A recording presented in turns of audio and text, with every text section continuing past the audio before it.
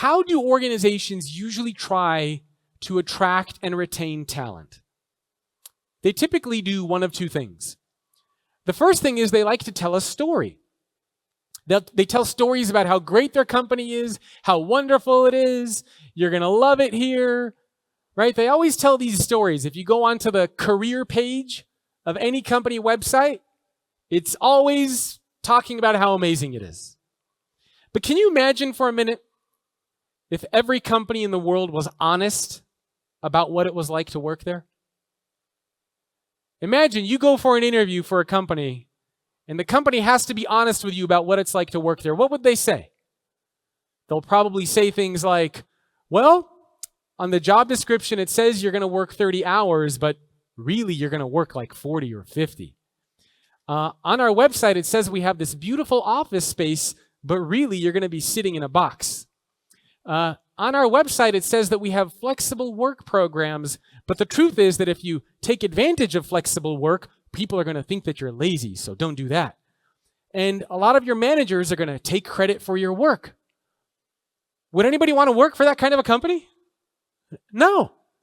So instead, we all tell these wonderful stories about what it's like to work there. And the second technique that a lot of companies around the world use is this idea of employee engagement. And the idea of employee engagement actually started out with good intentions. But what it has become now inside of a lot of organizations is what I like to think of as an adrenaline shot. So think about what happens inside of a lot of organizations around the world.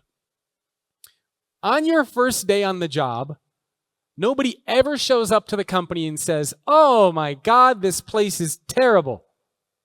On day one, everyone is excited to be there.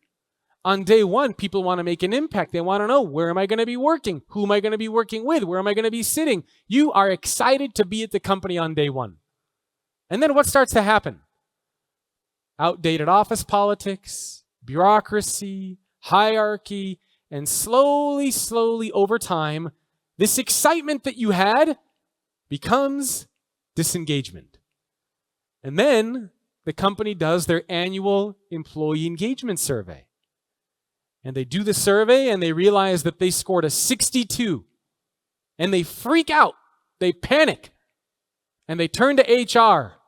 And they say, hey, HR, we have a 62 on our employee engagement score.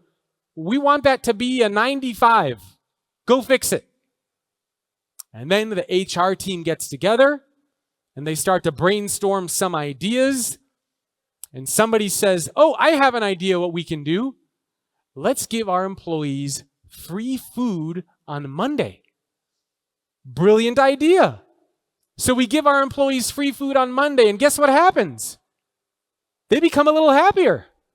They become a little bit more satisfied, a little bit more engaged. And then what?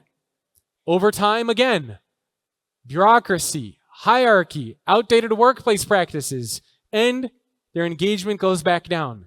And the cycle repeats. Then we say, well, what else can we give you? How about we'll give you hot yoga on Friday? And again, you become happier, and again, it goes back down. This is the problem when organizations only focus on perks and when they only focus on benefits. That's what employee engagement has become. And so when I see all these stories in the news of companies that are saying, come back to the office, we'll pay you more, we'll give you free food, you can have unlimited vacation time, we're going to give you massages, we'll give you whatever you want, just please come back. It's not a sustainable way to build a company. It's not a sustainable way to create a corporate culture. How come we don't have any organizations out there that are saying, if you work here, you will feel a sense of purpose and meaning. If you work here, you will make an impact. If you work here, you will learn and grow. If you work here, you will become a leader. You will become the best version of yourself that you can be.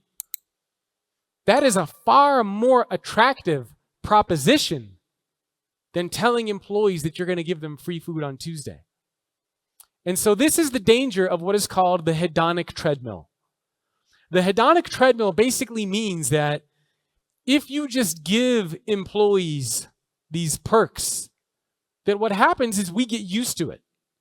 You give me free food, it's great for a few weeks, maybe a month, And then I'm going to expect something else from you. And then something else. And something else.